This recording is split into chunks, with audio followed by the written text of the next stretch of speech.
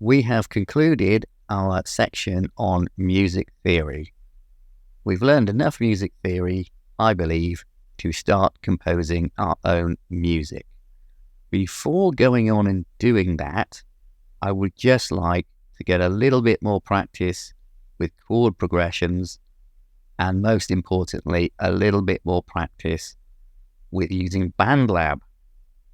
What I would like you to do is put some common chord progressions into BandLab.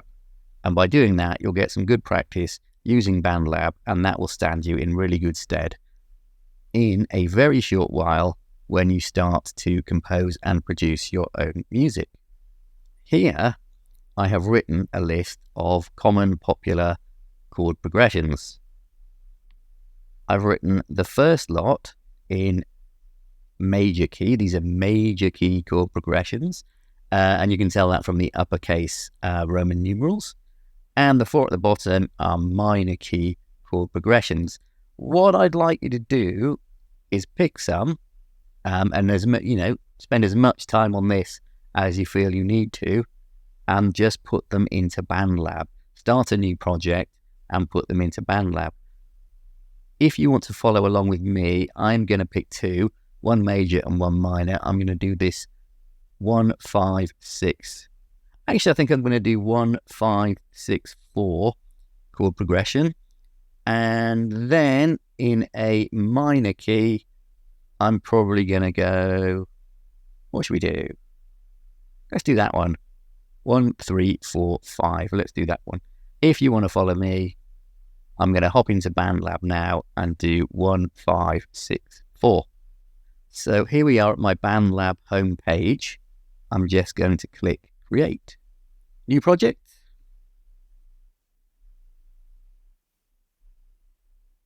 And it's going to ask me what I want to do. If you're feeling adventurous, you might want to start with the drum machine and have a play around with that. If not, it doesn't matter because we're going to use the drum machine later. I'm just going to start with our virtual instruments. So I click this one, and it gives me my grand piano at 120 BPM, 4/4 time. I'm going to do my housekeeping. I'm going to use C major, and I'm just going to call that 1, 5, 6, 4. And I'm good to go. Okay, so I'm going to do this in the key of C major. So I've got my instrument, which is a grand piano. That's all set up for me. Yeah, that's looking good. So I'm going to click my MIDI editor. And I want my first chord, which is C major. For a start, it's not going to let us do it. But I'm just going to use whole notes for my chord. So each chord is going to last the length of 1 bar. Okay? And you'll see up here, if I mouse over this section, I've got 4 bars. So it's going to be 1 bar for each of these chords. C major, remember the formula for a major chord is skip 3, skip 2. So I'm going to put my root note in. I'm going to make it last a bar. And at this point, it might let me, I can turn it into a whole note. And I skip 3 and I skip 2. 1, 2, 3. So I'll skip that black one, that white one, that black one, and play the next note. And then I skip 2 because it's skip 3, skip 2 for a major chord. 1, 2, play the next note. Let's see how that sounds. Sounds like a C major chord. Great. What's our next chord? Our 5th chord. Our 5th chord of the C major scale. Let's go to our piano keyboard. Change it to major scale. I want to go octave 3. So remember, B and C are to the left of the 2 black notes. E and F are to the left of the 3. So we go C, D, E, F, G. So G is our 5th note. So we need to put the key of G major in next. So there we go. C.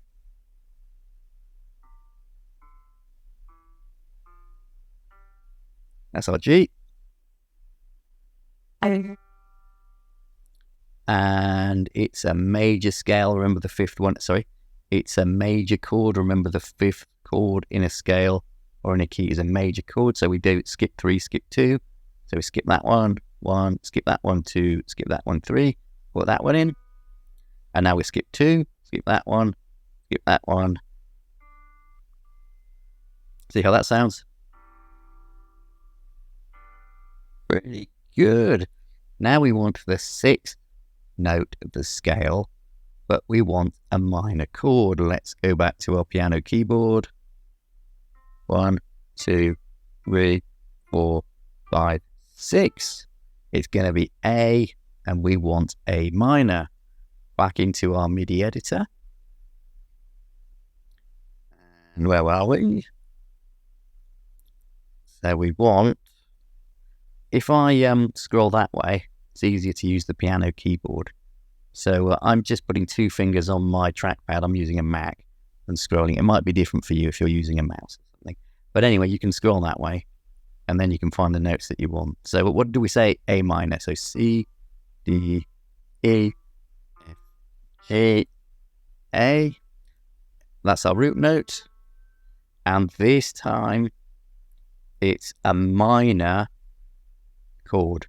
So remember the formula for a minor is skip 2, skip 3. So I'll skip that one, and now I skip 3. So I'll skip 2 there, skip 3, 1, 2, 3. Play the next note. See how that sounds?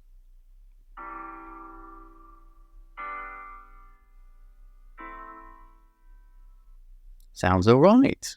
My final chord is based on the 4th note of the scale. And as we learned before, the 4th note is a major chord. Okay.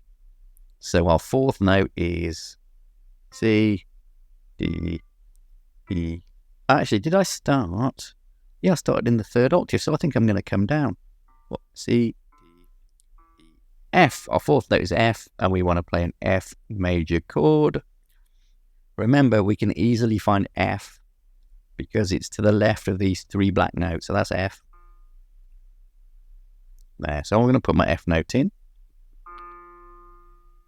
It's F, isn't it? Scroll it up. Yeah, that's F. I don't want a major chord, so I skip 3 semitones. 1, 2, 3. Put that in. And then I skip 2 semitones because it's skip 3, skip 2 for a major chord. Skip that one, put that one in. And that's an F major chord. So my chord progression is C major, G major, A minor, F major. Let's hear how it sounds.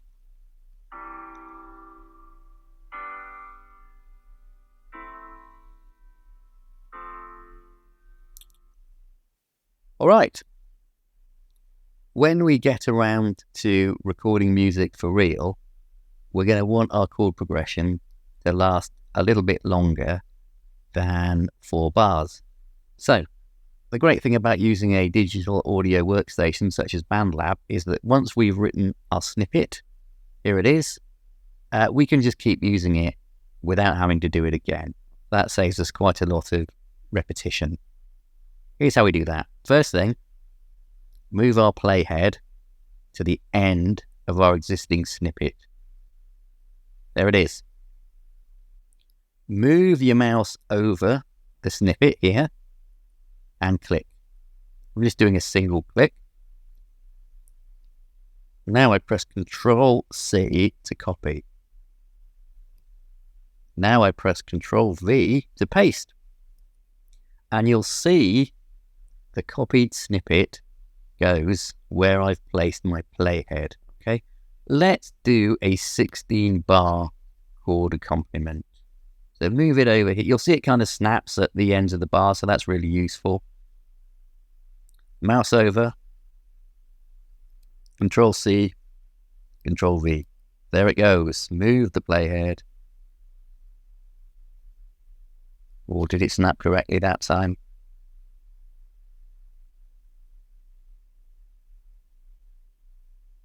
And there we go. Select by just clicking once. Control C, Control V, and there we go. And before I do this, I would just like to show you an extra thing. This here makes our piece of music loop. You see here, if I mouse over it, it says cycle. If I click it, it makes our music loop. I click it, and then I press play. Have a look at what happens.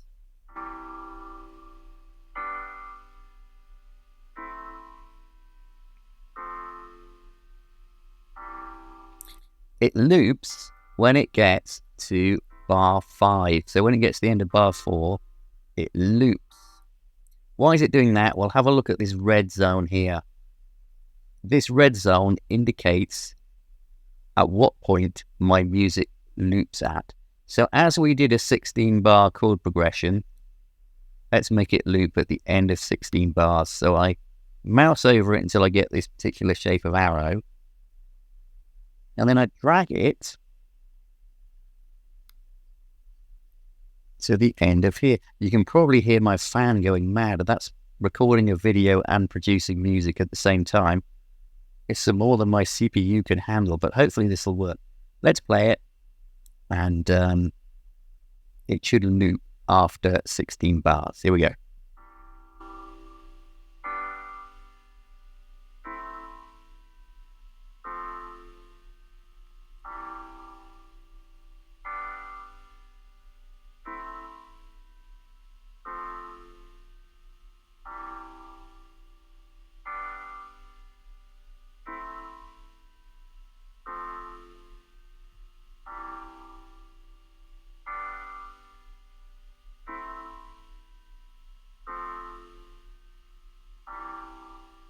And there we are.